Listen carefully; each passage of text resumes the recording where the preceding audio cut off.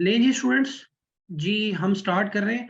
और अभी जो हम स्टार्ट लेंगे शुरू में, आप लोग जो है अपने क्वेश्चंस भी पूछ सकते हैं मैसेजेस में, ठीक है। और मेरे साथ है जी एहसान रफीक, ठीक है, केपी से हैं। और इस दफ़ा इनकी जो पॉलिटिकल साइंस है सीएसएस में, ही सिक्योर्ड माशाल्लाह 150 मार्क्स, ठीक है। और एक होता है कि आप कोई भी बंदा पकड़ के ले आते हैं और आप कंपनी की मशहूरी के लिए कह देते हैं कि जी ये बंदा है और ये सारा सीन हो गया है और पता नहीं तबाही डाल दी है, ठीक है। He is a genuine example, ठीक है, ठीक है। He is been my student, जो हमारा एक जुलाई के अंदर सुपर सेशन था उसके अंदर ये थे, ठीक है। और इनका जो एक्सपीरियंस है वैसे भी ओवरऑल भी वो बहुत ज़्यादा है। और दूसरा जो पॉलिटिकल साइंस के हवाले से इनका स्कोर है, तो वो एक स्टूडेंट्स के लिए जो है वो एक इंकरेजमेंट और मोटिवेशन। मकसद सिर्फ इनको, मैं अभी भी हम बात ही कर रहे हैं, मकसद सिर्फ एक है कि अगर कोई डॉक्टर है, कोई इंजीनियर है, किसी का मेडिकल का बैकग्राउंड है, कोई भी बैकग्राउंड है, तो अगर आप अपना ट्रस्ट रखते हैं, अपने आप के ऊपर फेथ रखते हैं, अपना जो प्रोसेस है उसको पूरा करते हैं, चीज़ों को फॉर ग्रांटेड नहीं लेते, बल्कि जो चीज़ की रिक्वायरमेंट है उसको पूरा करते हैं, तो फिर क्या होता है, फिर आपको जो है वो रिजल्ट्स भी मिलते हैं, ठीक है। तो एहसान साहब, ओवर टू यू, प्लीज आप अपना जो है वो बात करें, फिर साथ साथ जो है फिर मैं जो भी क्वेश्चंस आते रहेंगे मैं आपको साथ साथ जो है ना उसके ऊपर आप अपनी जो पहले बात है वो कर लें, फिर क्वेश्चंस जो है वो मैं आपसे दोबारा साथ साथ लेता रहूँ। जी ठीक प्लीज। हो। अच्छा, सर ने आपको मेरे बारे में बेसिक तो इंट्रोडक्शन दे दिया है।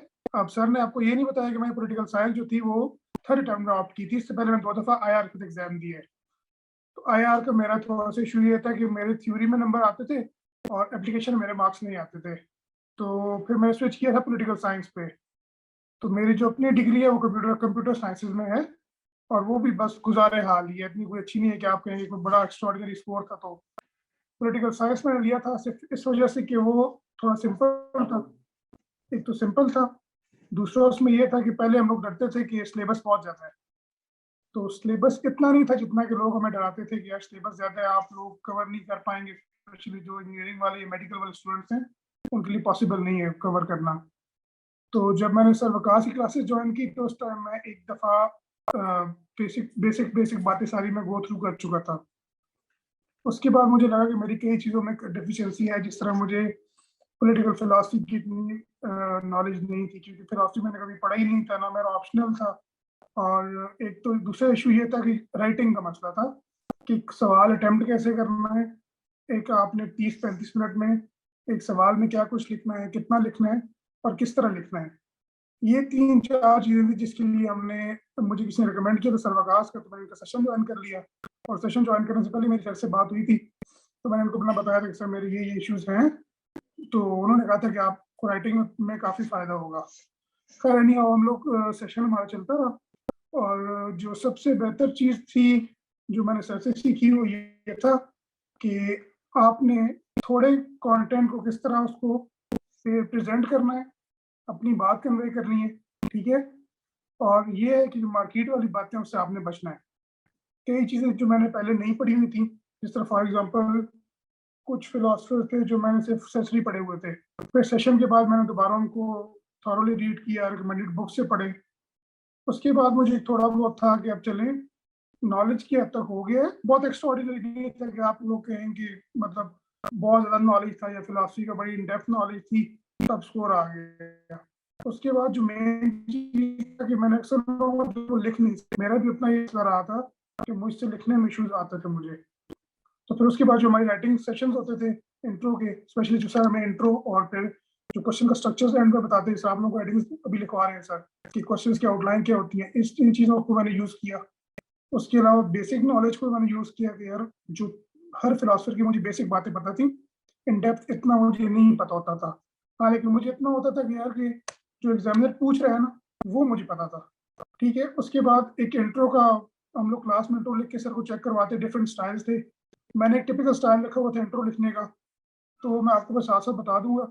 और बेसिकली वो ये था कि मतलब हम लोगों को जो इंट्रो की प्रैक्टिस थी वो सर वकास ने करवाई थी कि आपने क्वेश्चन का इंट्रो कैसे लिखना है।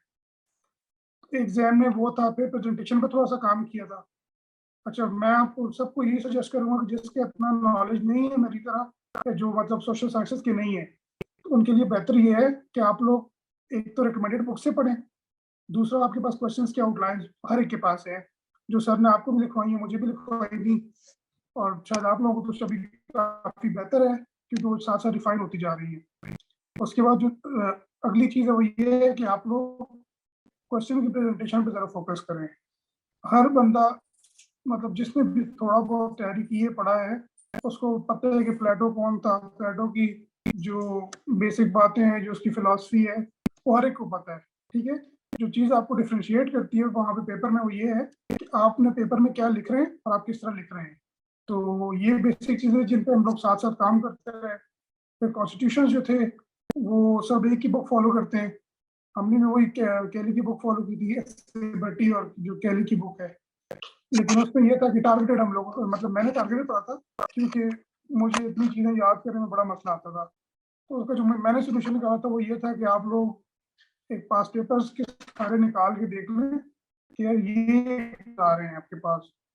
फॉर एग्जांपल अगर अमेरिकन कॉन्स्टिट्यूशन है तो उसमें से गिने चुने सवाल आते हैं, आप उनको अच्छी तरह तैयार कर लें।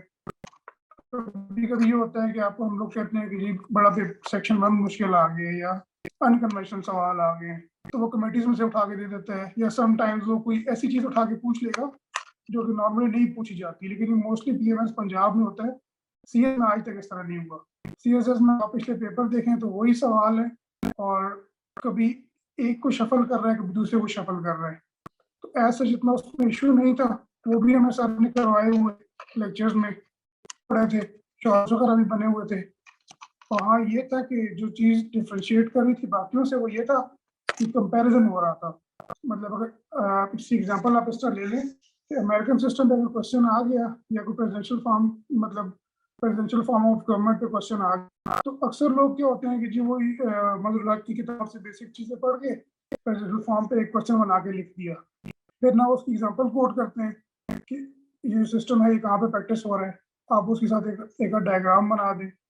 तो ये चीज़ें थी जो मेरे पेपर में और बाकी में डिफरेंट थी। इन्हीं चीज़ों की वजह से जो था स्कोर में भी, मतलब पेपर 2 अनकन्वेंशनल आ गया था। कई लोग कह रहे थे कि जिसमें स्कोर नहीं आना, लेकिन वो फिर भी मार्क्स दे गया। तो ये एक मेरी यहाँ तो पर हिसाब क्वेश्चन था। आया है कि बाकी कोई पेपर क्वेश्चन वगैरह हो तो आप पेपर अटेम्प्टिंग टेक्निक्स के हवाले से आपने क्या क्या किया है? आपने पेपर जो अटेम्प्ट किया है, पेपर कौन कौन सी टेक्निक्स या कोई चार्ट्स, ग्राफ्स, डायग्राम्स आपने किस तरीके से डेवलप किए? अच्छा सर, जो मेरा पैटर्न था वो बेसिकली ये था कि मैंने चार्ट आउट कर लिया था कि जो फिलोसफर्स हैं, गिने चुने 6-7 वेस्टर्न फिलोसफर्स हैं जिन पे क्वेश्चन आ रहे हैं। प्लेटो पे आ रहा था, एरिस्टोटल पे आ रहा था, सोशल कॉन्ट्रैक्ट के 3 है, कभी 2 पे कंपेरिजन आते हैं, कभी 3 पे आते हैं। उसके अलावा मोंटेस्क्यू पे आ रहा था या मैकियावेली पे आ रहा था। तो मैंने जो एक सिंपल सा पैटर्न रखा था कि मैंने पास पेपर के क्वेश्चन निकाल लिए थे। इंट्रो की हम लोगों ने प्रैक्टिस की हुई थी, मैंने हर एक फिलोसफर की एक एक कोटेशन याद की थी। फॉर एग्जाम्पल अगर प्लेटो के सवाल है तो प्लेटो क्वेश्चन या जस्टिस पे आता है या फिलोसफर किंग पे आते हैं मोस्टली सीएसएस में। तो उसके लिए आपको ये का 2 कोटेशंस हैं जो आम आपको नेट में मिल जाएंगे। जिस तरह भी एक जस्टिस पे कोटेशन थी प्लेटो की कि of all thing with in man justice is the greatest good and injustice is the greatest evil. इस तरह की आप हर फिलोसफर के हिसाब से एक एक कोई ऐसी कोटेशन याद कर लें जो कि उसकी पूरी पॉलिटिकल फिलोसफी क्रक्स हो। उसके बाद जो इंट्रो आपने लिखना है वो इंट्रो आपने इस तरह लिखना है कि जो क्वेश्चन का इंट्रो है वो एक ऐसे फॉर्म में, जिस तरह हम लोग ऐसे का इंट्रो लिखते थे कि हमारा जो इंट्रो होता था वो पूरे क्वेश्चन का सम अप होता था, उसका पूरा ग्लिम्स होता था। तो इंट्रो में वैसे ही लिखता था। उसके बाद मेरी इंट्रो के नीचे एक मेरी डायग्राम होती थी जो कि एक ब्लॉक टाइप डायग्राम होती थी, जिसमें मेरे क्वेश्चन के सारे मेजर हेडर्स जो थे वो मैं इंट्रो के नीचे ड्रॉ कर देता था। मतलब मेरी इंट्रो की जो आखिरी लाइन होती थी वो हमेशा ये होती थी कि outline of the question will be the outline of the thesis will be as following. तो मैं एक ब्लॉक डायग्राम बना देता जिसमें मैं उसको बताता हूँ ये सारे मेरे क्वेश्चन के मेजर हेडर्स हैं। फिर उसके बाद वो हर एक जो ब्लॉक डायग्राम में हर एक ब्लॉक था वो मेरा मेजर हेडर होता। फिर उसके आगे जितने भी सब हेडर्स बनते हैं, एग्जांपल्स बनती थी, मैं उनको फिर डायग्रामेटिकली ओपन करता जाता था। मेरा सिंपल जो मुझे लगा डिफरेंशिएटिंग फैक्टर ये था बाकियों से कि मेरे पास कंटेंट इतना नहीं था। हाँ, लेकिन जो पैटर्न मैंने अपनाया था वो कंटेंट क्वालिटी वाला भी था और स्टैंडर्ड, और वो लेंथ में मुझे ज्यादा लग रहा था। जो सवाल मैं डायग्राम के बगैर 4-5 साइड्स पे करता था, वही सवाल डायग्राम के साथ मिनिमम 8 से 9 साइड्स पे वो कवर करता था वो। तो आपका जो लेंथ वाला फैक्टर है वो भी पूरा हो रहा है आप उसे कंटेंट भी सारा दे रहे हैं और एक्सटेंडेड फॉर्म में आप क्वेश्चन दे रहे हैं, तो कि आपके लिए मेरे ख्याल में 30-35 मिनट में करना कोई इतना मुश्किल काम नहीं है। So next question. सर जी, एमसीक्यूज के हवाले से पूछ रहे हैं कि जो आपके एमसीक्यूज थे वो आपने कैसे तैयार किए हैं या उसके लिए आपकी क्या स्ट्रेटजी थी? जो एमसीक्यूज थे पेपर 1 के, तो मैंने मोस्टली एक सीएसएस फोरम पे एक फाइल पड़ी हुई थी पेपर 1 के एमसीक्यूज की, जिसमें 15 से 16 साल के एमसीक्यूज थे, वो मैंने 2 दफा रीड किए थे। पेपर 2 के एमसीक्यू जो थे वो थोड़े से अनप्रेडिक्टेड आए थे, लेकिन मैंने चूंकि मेरा थोड़ा सा लिंक था उसके साथ, यूरोपियन और करंट अफेयर के साथ भी, तो मैंने उसमें भी कुछ तैयार किए हुए थे। लेकिन मोस्टली एमसीक्यूज के लिए कि आप पास पेपर के एमसीक्यूज पढ़ लें। मोस्टली जो कैप्सूल्स मिलते हैं वो भी बेहतर है, या तो सर हर बुक के साथ फाइल्स मिल रही हैं जिसमें सेपरेट मिनिमम आपको 2001 से लेके 2017 या 2021 तक के कंपाइल फॉर्म में मिल जाते हैं। तो अगर आप एक दफ़ा उनको गो थ्रू कर लें तो आई थिंक पेपर 1 के एमसीक्यूज में इतना इशू नहीं होता, क्योंकि वो मोस्टली जिन जिन लोगों ने पॉलिटिकल थ्योरीज और पॉलिटिकल फिलोसफर्स पढ़े हुए हैं उन्हें उसमें इतना इशू नहीं आएगा। पेपर 2 के लिए एक क्वेश्चन आया कि राइटिंग जो है, राइटिंग वो कितनी मैटर करती है, कि अगर हमारे पास थोड़ा नॉलेज भी है तो उससे हम बहुत अच्छे मार्क्स ले सकते हैं। राइटिंग किस हद तक मैटर करती है? लिखना, क्वेश्चन अटेम्प्ट करना या उसको चेक कराना या उसको उसको जो है प्रॉपरली स्ट्रक्चर करना। तो मेरे ख्याल में ज़्यादा इंपॉर्टेंट ये है कि आपका जो क्वेश्चन का स्ट्रक्चर है वो किस तरह का है। जब हम लोग क्लासेस चली थी तो उस टाइम फर्स्ट टाइम मैं जिंदगी में इंट्रो लिखना सीखा था, जो आप लोगों ने हमसे इंट्रो लिख के फिर खुद आप चेक किया करते थे। सर इंट्रो के बाद, अच्छा वो इंट्रो सर हर कोई लिख लेता था, लेकिन मुझे याद है कि हमारी क्लास में हर बंदे का इंट्रो लिखने का अलग स्टाइल होता था। तो हमारी क्लास में मुझे याद है 2-3 लोग थे जिनके इंट्रो मुझसे अच्छे होते थे, वो मैंने आज तक वो इंट्रो सेव किए हुए हैं। मैं फिर उनको कॉपी करता था कि मैंने इस तरह का इंट्रो लिखना है। अब इंट्रो आपने लिख लिया, इंट्रो में आपने उसको अपने पूरे क्वेश्चन का एक ग्लिम्स दे देना है, डिटेल में नहीं जाना किसी भी चीज की। अक्सर लोग सब अभी फॉर एग्जांपल प्लेटो पे क्वेश्चन आ जाए तो जो मुझे सर कहना नहीं चाहिए, लेकिन आप जैसे क्लास में कहते हैं जो मार्केट के बच्चे हैं वो प्लेटो का पूरा शजरा लिख देते हैं इंट्रो में। तो प्लेटो का शजरा तो उसने आपसे पूछा ही नहीं है, या उसने आपसे एरिस्टोटल का शजरा तो नहीं पूछा। वो तो आपसे एक सिंपल चीज पूछा है, जैसे फॉर एग्जाम्पल अगर वो आपके प्लेटो की जस्टिस सिस्टम पे आपके क्वेश्चन पूछ रहे हैं, या एरिस्टोटल के state of form of government पे क्वेश्चन आ गया, या उसकी क्रिटिक आ गई प्लेटो पे, तो आपको जो इंट्रो होना चाहिए वो एग्जामिनर को ये एक ग्लिम्स दे या एक इंप्रेशन दे कि यार इस बंदे को इस सारे क्वेश्चन की बेसिक नॉलेज है। उसके बाद जो आपका स्ट्रक्चर है सवाल को बड़ा मैटर करता है। जो मैंने सवाल बनाए थे, मेरे जहन में ये होता था कि वो मेरा इंट्रो पढ़े और मेरी ब्लॉक डायग्राम, जो मेरा फ्लो चार्ट का डायग्राम है ना स्टार्ट में, उसको देख के उसको आइडिया हो जाए कि यार इस स्टूडेंट के पेपर क्वेश्चन में ये चीजें हैं। जब इस तरह हो जाएगा तो एक तो आप उसे फैसिलिटेट कर रहे हैं, सेकेंडली वो आपकी एक आध हेडर को उठा के चेक करेगा कि आया जो इस बच्चे ने हेडर दिया हुआ है, ये मेन हेडिंग है, इसको इसकी नॉलेज है कि नहीं। उसके बाद वो जाएगा आपके कंक्लूजन पे। कंक्लूजन बहुत, मेरे नजदीक कंक्लूजन बहुत इंपॉर्टेंट था। पहले मैं ख्याल नहीं करता था कंक्लूजन लिखने का, मैं कहता था बस ऐसे की हद तक ठीक है, सवाल में जहाँ तक चल रहा है बस चलने दे। तो कंक्लूजन और जो क्रिटिकल एनालिसिस था, ये दो चीजें पॉलिटिकल जो फिलॉसफी के क्वेश्चन थे उनमें बड़ी इंपॉर्टेंट थी। इवन उसके बाद जो पेपर 1 का पार्ट बी है उसमें दोनों चीजें बड़ी इंपॉर्टेंट है। जो मैंने एक टेक्निक यूज की थी, मैंने ये किया था कि मैं जब भी किसी की भी पॉलिटिकल फिलोसफर का सवाल लिखता या कोई भी जनरल सवाल होता जिसका फॉर्म्स ऑफ गवर्नमेंट पे था या लिबर्टी पे था, तो जब मैं उसको कंपेयर एनालिसिस वाले पोर्शन में जाता तो मैं उस पॉलिटिकल फिलोसफी में को लिंक करता था बाकी फिलोसफर्स के साथ कि बाकियों का इसके बारे में क्या राय थी या इसकी क्रिटिक किसने की थी। फॉर एग्जाम्पल एक लिबर्टी वाला से क्वेश्चन था, तो हर कोई सिंपल बातें लिख के आ जाता है कि पॉजिटिव लिबर्टी ये थी, नेगेटिव लिबर्टी ये है। तो अब मैंने उसमें ये किया कि मैंने सिर्फ पॉजिटिव नेगेटिव के साथ साथ पॉलिटिकल फिलोसफर्स के बीच में रेफरेंस देना शुरू किया कि मॉन्टेस्क्यू के नजदीक जो लिबर्टी कंसेप्ट था वो क्या था, हेगल जो था उसके नजदीक लिबर्टी कंसेप्ट क्या था, रिस्ट्रिक्टेड लिबर्टी क्या है, अनरिस्ट्रिक्टेड क्या है। तो मेरे ख्याल में जो मेरा और बाकियों का डिफरेंस था वो इस बात पे बना था कि जो बातें मतलब वो सिंपल लिख के आ रहे थे, जो मतलब बुक की बात है, और मैं पॉलिटिकल फिलोसफर्स को मैं कोट कर रहा था, तो शायद वो चीज़ एक डिफरेंशिएटिंग फैक्टर थी जो शायद अक्सर स्टूडेंट नहीं करते। क्वेश्चंस तो बहुत सारे हैं, ठीक है, लेकिन अभी हमने अपनी रिवीजन सेशन भी शुरू करना है, तो इंशाल्लाह संडे को दोबारा आपसे टाइम लेंगे। संडे वाले दिन दोबारा हमारी वर्कशॉप है, ये वही वर्कशॉप है जो हम हर साल करते हैं, वो चल रही है मुख्तलिफ पार्ट्स में। तो आज पहले हमने कुछ आउटलाइंस की हैं, कुछ आज हम करेंगे, कुछ हमने संडे को करनी है।